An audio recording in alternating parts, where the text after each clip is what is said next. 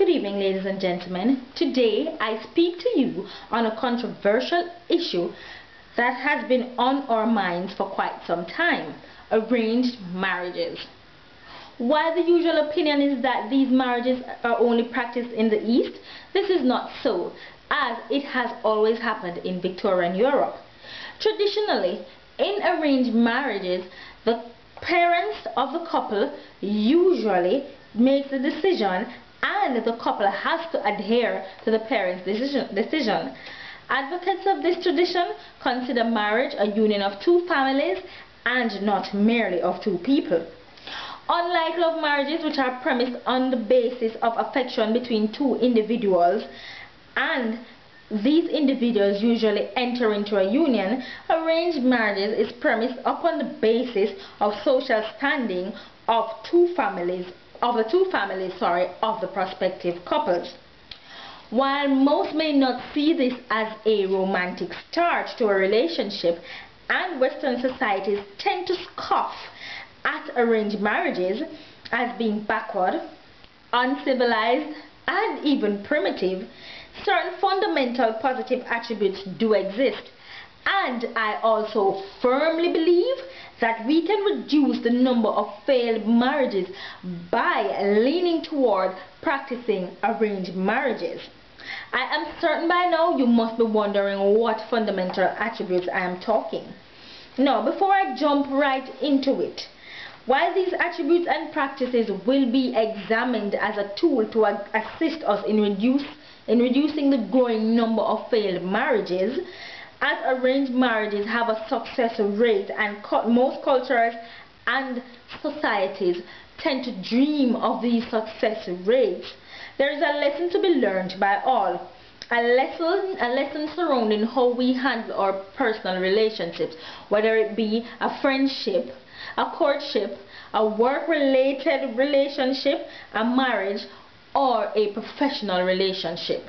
All of these we need to look at and see how we relate to these in order for us to be better able to relate to our marriage. Our analysis will begin with an exploration of one set of intertwined practices: open-mindedness, expectations, and commitment. In arranged marriages, people tend to go into these marriages with an open mind, with no preconceived notions of the other's personalities or traits. They know nothing about the other person, so they go inside the marriage with an open mind and expect to like whatever it is they see and try to adapt to the other person. Love marriages typically develop after some amount of courtship. This period of courtship causes expectations. You expect this from the person, you expect that from the person, and therefore you are not going to adapt to any new traits that happens after you have been married, because you are expected to live the lifestyle that you have already lived. But a lot of us know that after we get married, persons tend to change, and this is where the problem lies. The open-mindedness removes expectations and, by extension, disappointments associated with any beliefs and standards formed during this period of courtship. The lack of illusion of love and expectations in arranged marriages sows the seed for commitment. There is a shared belief that the marriage will work because they will make it work. They will adapt to each other's lifestyle. They will make sure that whatever it is they expect of the person will be carried out, or if not, they will just have to carry along with however the person is. The other segment of practices of arranged marriages that can provide us Westerners with a different approach to our relationship lies in support and security. While it is commonly believed that arranged marriages do not involve choice, this is not the case. Arranged marriages evaluate and select choices by involving the entire family and considering what is best and in achieving what is desired. This is a kind of involvement, and this kind of involvement creates a tremendous support system. This support extends to the community as well, both immediate and far-reaching, as arranged marriages typically gain the respect and support of the community to make it work. Once the community sees that an individual is getting out of hand, maybe with cheating or maybe with not doing the right thing, in arranged marriages and in arranged marriage societies, they will get involved and make sure the couple is doing what it is they need to do to keep their marriage alive. Not only is the support received at the decision-making stage, but also throughout the marriage. In love marriages, families tend to typically get involved with the wedding, the planning of the wedding. They don't usually get involved in the marriage itself. They tend not to get into their children's lives, as some of them say they don't want the other partner to be mad at them, or they don't want their child to be mad at them for getting involved with their lives. But in arranged marriage societies, this is the case, and it usually works. So us Westerners, we can take a page from their book and try to see what it is they are doing versus what we're doing, and what we can use from the arranged marriage society to make our marriages work.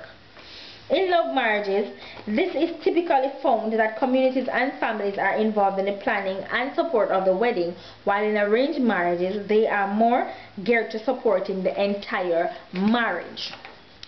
We now explore the concept of security. Without the involvement of one's family, the elements of security tend to be overlooked.